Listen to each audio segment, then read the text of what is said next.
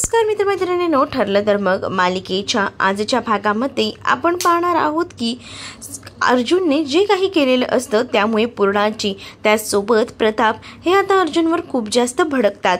अर्जुन म्हणत असतो की मी फक्त काही थोड्या सेकंदासाठीच हे नाटक करत होतो आणि मला एवढंच सायलीला दाखवून द्यायचं होतं की कोणीही धमकी दिली याचा अर्थ लगेच कोणीही माझ्यावर हल्ला करेल असा नाही ना, आणि म्हणूनच मी हे सगळं केलं असं देखील अर्जुन आता बोलत असतो. त्यानंतर सायली ही खूप जास्त चिडलेली असते.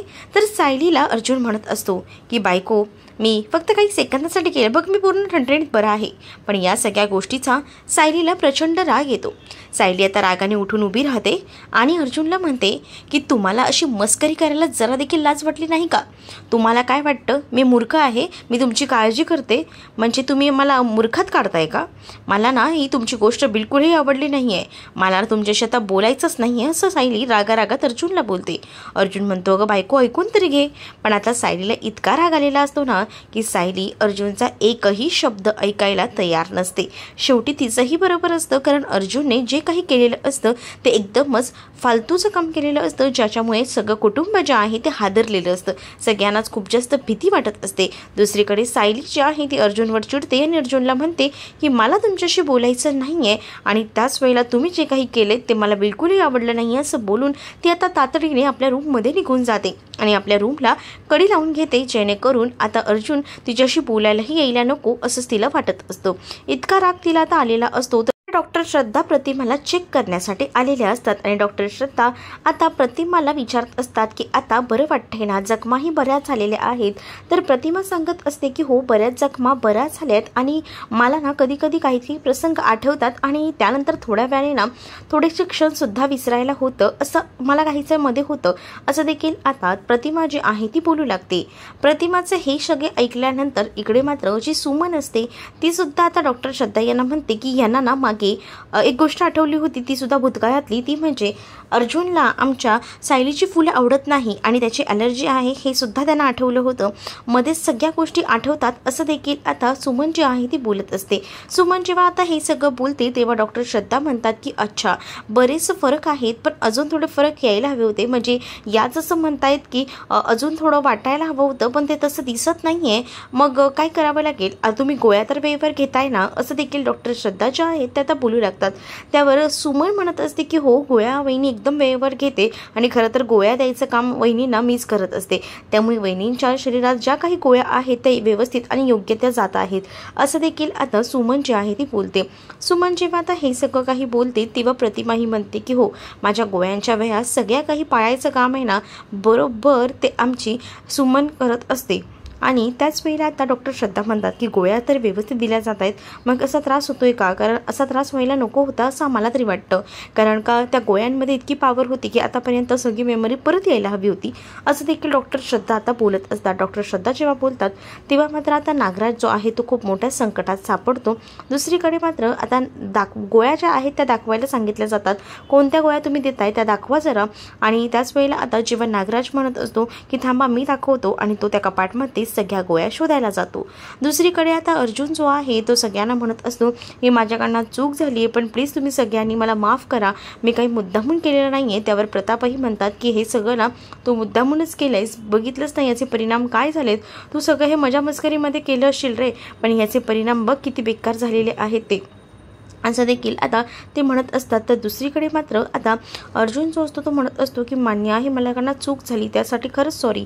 तर प्रताप म्हणतात की सॉरी ना आम्हाला नको बोलूस, जिच्याकडनं चूक झाली ना तिला जाऊन सॉरी बोल, तिला तू किती काय काय बोललायस. त्या बिचारी सगळं काही सहन करते पण तू तिला सगळ्या बाजूने वेडं ठरवलेस, म्हणजेच तिला फक्त तुझी काळजी वाटते आणि तुझ्या काळजीसाठीच तिने हे सगळं केले, पण तू तिला काहीच बोलू दिलंच नाहीये, हे तुला कळतंय का? असं देखील प्रताप जे आहेत ते बोलत असतात. ती आधीच खूप टेन्शनमध्ये होती जेव्हा तू घराच्या बाहेर पडलास आणि आता तिला तू अजून टेन्शन दिलेलं आहेस हे तरी तुला कळतंय का? कारण बिचारी असा विचार करत होती की नक्कीच काही ना काही होईल आणि म्हणूनच आणि ती तुझ्या काळजीत होती, तेवढ्यातच तू हे सगळं काही करून आलास, त्यामुळे तिला किती जास्त टेन्शन आलेलं आहे तुझं तुला तरी कळते का?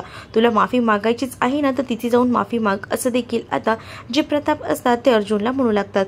तर त्यानंतर प्रताप जे आहेत ते चैतन्याला सुद्धा म्हणतात की या सगळ्यामध्ये ना तुझी सुद्धा खूप मोठी चूक आहे की तू ह्याला सपोर्ट करतोयस, हे सगळं तू करायला नको होतंस. कल्पना देखील म्हणते तुला कळतंय का अर्जुन, तू जे काही केलंयस त्याच्यामुळे माझ्या काळजात किती धस झालंय ते. तर अर्जुन आणि चैतन्य आता सायलीची माफी मागण्यासाठी रूममध्ये गेलेले असतात. सायलीने मात्र दार लावून घेतलेला असतो. तर अर्जुन दार वाजवत असतो आणि अर्जुन सायलीला म्हणत असतो की सायली सायली दार उघड ना, बायको ऐक ना, बायको प्लीज ऐक ना, असं बोलून तो रिक्वेस्ट करत असतो. तर दुसरीकडे असणारा हा चैतन्य देखील आता रिक्वेस्ट करत म्हणत असतो की वहिनी प्लीज ऐक ना, मला सुद्धा तुला सॉरी म्हणायचं आहे, ऐक ना. पण इकडे मात्र आता जी सायली असते ती मात्र आता विचार करत असते आणि सायली आहे ती म्हणते की दार उघडू की नको. पण इथे मात्र अर्जुन सतत ठोकत राहतो आणि म्हणतो की बायको सॉरी ना गं, बायको उघड ना गं दरवाजा, अशी काय चिडतेस माझ्यावर, असं बोलून तो सारखं दार वाजवत असतो. सायलीचा नाईलाज होतो, सायली दार उघडते. सायली दार उघडते तेव्हा ते दोघंही जण आतमध्ये येतात. जेव्हा दोघंही जण आतमध्ये येतात तेव्हा अर्जुन सायलीला म्हणतो की सायली खरंच माझ्याकडनं चूक झाली गं, मी असंच सहज म्हणून मस्करीमध्ये करायला गेलो. ही मस्करी जास्त वेळ नाही, फक्त 10 मिनिटच करणार होतो, असं देखील तो वर तोंड करून बोलत असतो. त्यावर सायलीला अजूनच राग येतो आणि सायली म्हणते की वा, म्हणजे तुम्हाला 10 मिनिटं मस्करी करायची होती, त्या 10 सेकंदातच माझं काही झालं असतं, माझा जीव गेला असता तर तेव्हा तुम्हाला आवडलं असतं, बरोबर ना, असं देखील आता सायली रागातच त्याला बोलत असते. तर अर्जुन म्हणतो तसं नाही ग, मला फक्त तुझ्या मनातली भीती काढायची होती, मग मी तुमची काळजी करते हेच माझं चुकतंय ना, आता इथून पुढे मला काहीच बोलायचं नाहीये. तर इकडे डॉक्टर श्रद्धा ज्या आहेत त्या म्हणत असतात की यांच्या विशेष डाएटची काळजी घेताय ना तुम्ही, तर सगळं काही जेवणाचंही सुमनच बघते, सगळी जबाबदारी सुमनने घेतली प्रतिमाला ठीक करायची. तर त्यावर प्रतिमा सुद्धा म्हणते की हो आमची सुमन आहे ना माझी खूप जास्त काळजी घेते, मला जे हवं नको ते सगळं काही सुमन पाहत असते. तर आता गोळ्या शोधत असताना मुद्दामूनच त्या गोळ्या ज्या आहेत त्या नागराजने आपल्या खिशात घातलेल्या असतात, कारण जर त्या गोळ्या त्या डॉक्टरच्या समोर आल्या तर आपलं भांडं फुटू शकतं हे देखील त्याला माहिती आहे. आणि म्हणूनच तो म्हणत असतो की माझ्याकडे ह्या गोळ्या नाही आहेत, गोळ्या कुठे गेल्या हा प्रश्न पडलेला असतो त्याला. आणि त्याच वेळेला आता तो म्हणत असतो की गोळ्या नाही आहेत त्या कपाटात. म्हणते की असं कसं पॉसिबल होऊ शकतं, मी तर याच कपाटात गोळ्या ठेवल्या होत्या आणि ती गोळ्या शोधू लागते. मग डॉक्टर श्रद्धा म्हणतात की तुम्ही तर म्हणताय की गोळ्या वेळेवर देताय, रोज देताय, मग आता गोळ्या कुठे ठेवल्यात हे तुम्हालाच माहीत नाही. त्यावर मात्र सुमन म्हणते की नाही मी गोळी आजच सकाळी दिली होती वहिनींना, मग आतापर्यंत तर होती, मग आता कुठे गेली. तर डॉक्टर श्रद्धा म्हणतात मग झाले काय गोळ्यांचं. तर इकडे मात्र आता अर्जुन जो आहे तो सायलीची माफी मागत असतो, तरी सुद्धा सायली आता काही ऐकत नसते. सायली जी आहे ती आता शांतच असते. सायली जेव्हा आता शांत असते तेव्हा मात्र आता चैतन्य सुद्धा सायलीची माफी मागत असतो आणि चैतन्य कान धरून सायलीला म्हणत असतो की वहिनी माझ्याकडनं चूक झाली, इथून पुढे अशी चूक होणार नाही, मी ह्याला उगाच सपोर्ट केलं, मी ह्याला आधी नाही म्हणत होतो पण हा माझा ऐकतच नव्हता, असं बोलून चैतन्य आता माफी मागत असतो. तर दुसरीकडे आता चैतन्य अर्जुनला सुद्धा उठाबशा काढण्यासाठी सांगतो आणि त्यावेळेला अर्जुन म्हणतो अच्छा असं करायचं आहे का. तर दुसरीकडे मात्र आता सायली त्या बेडवर बसून असते. तर अर्जुन म्हणतो की ठीक आहे, माझी बायको माझ्यावर रागवली ना, तर आता माझ्या बायकोचा रागही मलाच काढावा लागेल. आणि असं बोलून तो आता उठाबशा काढायला सुरुवात करतो. तो म्हणतो जोपर्यंत माझी बायको मला माफ करत नाही ना तोपर्यंत मी अशाच उठाबशा काढत राहणार आहे, मग माझे पाय दुखू देत नाही तर कंबर दुखू देत, मला ते चालेल, पण मी उठाबशा ह्या काढणारच आहेत, असं बोलून तो आता उठाबशा काढत असतो. तर त्याच्या उठाबशा ज्या काही काढत असतो तो ते सगळं काही चैतन्य मोजत असतो. चैतन्य आता उठाबशा काढत असताना मोजत असताना अर्जुन जो आहे तो मुद्दामून 4 अंक पुढेच मोजत असतो, तर चैतन्य मात्र परफेक्ट मोजत असतो. त्यावर आता खूप जास्त अर्जुन चिडलेला असतो आणि म्हणत असतो की तुझं काय चाललंय, तुला कळत नाही आहे का, मला बायकोला मनवायचं आहे, रुसवायचं नाही आहे, असं देखील तो त्याच्यावर चिडून बोलतो. तर दुसरीकडे आता अर्जुन पुन्हा एकदा उठापशा मारायला सुरुवात करतो. सायली मात्र त्याच्याकडे पाहून हसत असते, कारण तिला हसूच येत असतं ना जे काही अर्जुन करत असतो, अगदी लहान मुलांसारखं. तर दुसरीकडे प्रतिमा ही आता सांगत असते की सकाळी तर मी गोळ्या घेतल्या होत्या, मग आता गोळ्या गेल्या तरी कुठे. तर नागराज म्हणतात की सुमन तू गोळ्या नीट बघितल्या होत्यास का. सुमन म्हणते की हो मी गोळ्या नीट पाहिल्या होत्या, इथेच होत्या.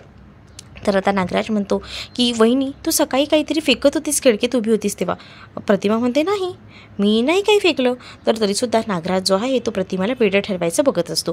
तो म्हणत असतो की वहिनीला ना हाच आजार आहे विसरायचा, म्हणजे ना सकाळी ती खिडकीत उभी होती आणि काहीतरी फेकत होती, बहुतेक ती ना औषधाची डबी तिने फेकली असावी, कारण मी तिच्यावर लक्ष ठेवून होतो, तिने काहीतरी खाली टाकलं होतं, पण काय टाकलं हे काही कळलं नाही. प्रतिमाला आता धक्काच बसतो की नागराज असं सगळं का म्हणतोय. तर त्याच वेळेला नागराज आता जुना घडलेला प्रसंगसुद्धा सांगतो, म्हणजेच एकदा पूर्णा मनाईला सुद्धा प्रतिमा वहिनीने असाच मेसेज केला होता आणि नंतर सांगितलं की तिने तो नाही केला आहे, पण हा मेसेज तिनेच केला होता असं देखील आता नागराज जो आहे तो बोलत असतो। त्यामुळे रविराजही शांत बसतात।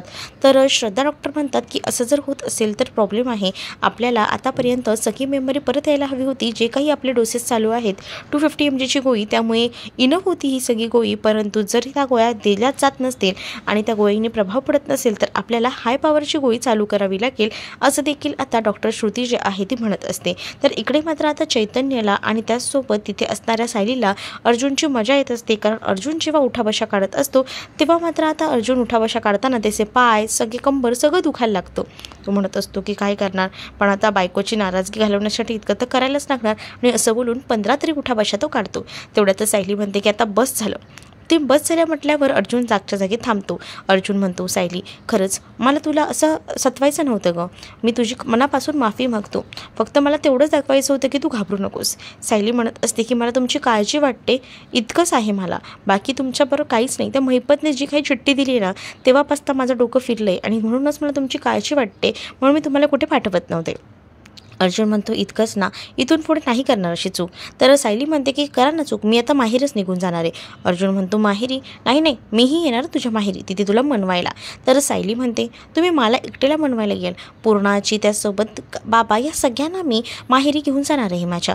तर अर्जुन म्हणतो त्या सगळ्यांना कशाला? तर सायली म्हणते ती माझी माणसं आहेत आणि तसंही माहेरी मी गेलेलीच नाही। तर इकडे मात्र आता जे डॉक्टर श्रद्धा असतात त्या म्हणत असतात की असा त्रास होणं खरंच खूप विचित्र आहे, कारण ह्यांना सगळं काही आठवायला हवं होतं, पण आता राहू दे, ह्यांना जर नाही आठवत असेल तर आपण दुसरी गोळी लिहून देऊया, म्हणजे जेव्हा ह्यांना जास्त पॉवरची गोळी जाईल तेव्हा नक्कीच यांच्या सगळ्या काही गोष्टी लक्षात राहतील असं देखील आता डॉक्टर श्रद्धा म्हणतात। तर हे सगळं काही आता इथे असणारा जो नागराज आहे तो ऐकत असतो आणि नागराजला हे सगळं ऐकून धक्का बसतो। प्रतिमा मात्र विचार करत असते की खरंच मला हा भास होतोय का, मला हा त्रास होतोय का, असाच आता ती विचार करत असते की खरंच मी बॉटल फेकली का, कारण तिला तर चांगलंच आठवत असतं की तिने हे सगळं काही केलेलं नाही आहे, मग हे सगळं काही कसं काय घडू शकतं आणि त्याचमुळे आता ती विचार करत असते। तर दुसरीकडे अर्जुन जो आहे तो मात्र आता सायलीला मनवायचा प्रयत्न करतो आणि सायलीला म्हणत असतो की माहेरी हे नवीन गाय आहे। तर सायली म्हणत असते की बघा ना, म्हणजे मी एवढे दिवस झाले माहेरी गेलेले नाही आहे, म्हणूनच मला असं वाटतंय ना की मी माहेरी जावं, आणि तसंही घरातले आपले सगळेजण गेलेले नाही आहेत, त्यामुळे सगळ्यांनाच माझ्या माहेरी घेऊन जायचं आहे मला, आणि त्यासाठी तुम्हाला ही शिक्षा, म्हणजेच तेव्हाच मी तुम्हाला माफ करेन जेव्हा सगळीजण माझ्या माहेरी येतील ना तेव्हा। आता हे सगळं काम करायची जिम्मेदारी तुमची आहे असं देखील आता सायली जी आहे ती आता अर्जुनला बोलत असते। जेव्हा सायली हे सगळं अर्जुनला बोलते तेव्हा मात्र अर्जुन हा टेन्शनमध्ये येतो, त्याला कळतच नसतं की काय करू ते। अर्जुन म्हणतो की ते सगळं ठीक आहे, घरातल्याला मनवायचं आहे ना, ठीक आहे मनवतो मी, मला त्यासाठी काही जास्त लागणार नाही आहे, ते सगळं मी करूच शकतो। तर दुसरीकडे मात्र आता सायली म्हणते की मला सुद्धा बघायचं आहे तुम्ही मनवताय की नाही ते, आणि त्यानंतर आता अर्जुन आणि सायली जे आहेत ते लगेचच खाली जायला निघतात, कारण आता घरातल्या सगळ्यांनाच सायलीच्या माहेरी म्हणजेच आश्रमात येण्यासाठी तयार करायचं असतं, आणि अर्जुनसाठी हे काम सोपं असतं असं अर्जुनला वाटतं, कारण अर्जुनला बायकोला मनवणं हे काम कठीण वाटत असतं, कारण बायको किती काही झालं तरी म्हणायला तयारच नसते ना। तर अर्जुन, चैतन्य आणि त्याचसोबत सायली आता तिघही जण खाली जायला निघतात, आणि जेव्हा तिघही जण खाली जातात तेव्हा मात्र आता अर्जुन सगळ्यांची माफी मागत असतो। तर प्रताप म्हणतात की बघ सायलीने माफ केलंय का ते सांग। अर्जुन म्हणतो की हो, पण तिने माझ्यासमोर एक अट ठेवली आहे। तर प्रताप आणि सगळेजण म्हणतात की कसली अट, आणि तू जे काही केलेस ना ते हे शेवटचा, पुन्हा जर असं काही केलंस ना तर लक्षात ठेवा प्रताप असं म्हणतात। तर अर्जुन म्हणतो की नाही बाबा, पुन्हा असं काही करणार नाही आहे मी। पूर्णाचे देखील म्हणतात की बघ ही मस्करीची ना कधीही कुस्करी होऊ शकते, तू हे जे काही म्हणतोयस ना मस्करी म्हणून करणाऱ्याला कधीही काही होऊ शकतं, त्यामुळे पुन्हा ना हे सगळं करण्याआधी ना 10 वेळा विचार कर, आणि चैतन्य तूही सुद्धा, तू ह्यालाच ना अशा कारणासाठी ना सपोर्ट करत जाऊ नको असं पूर्णाचे देखील म्हणत असतात।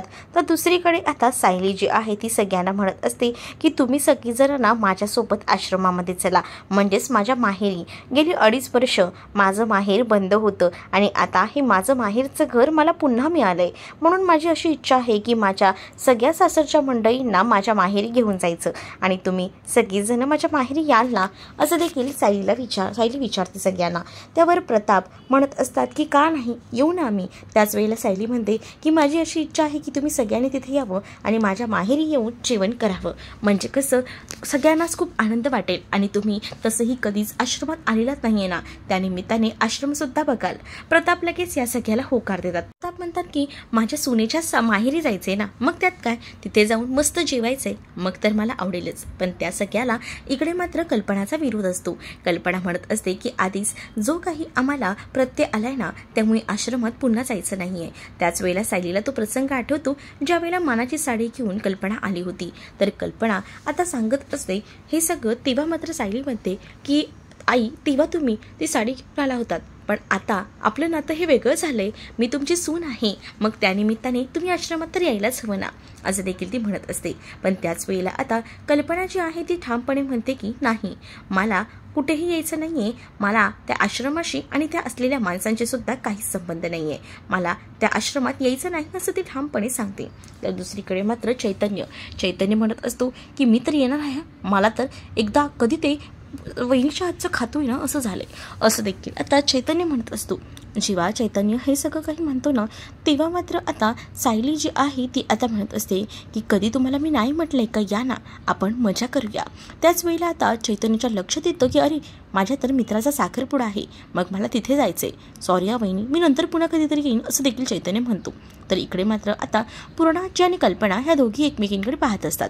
कल्पना म्हणत असते की मला तुमच्या या सगळ्यामध्ये घेऊ नका, मी काही झालं तरी मी या प्रोग्रामला येणार नाहीये, तुम्हाला तुमचं जायचंय तर जा, पण मला यामध्ये सहभाग करून घेऊ नका, असं बोलून कल्पना रागाने निघून जाते.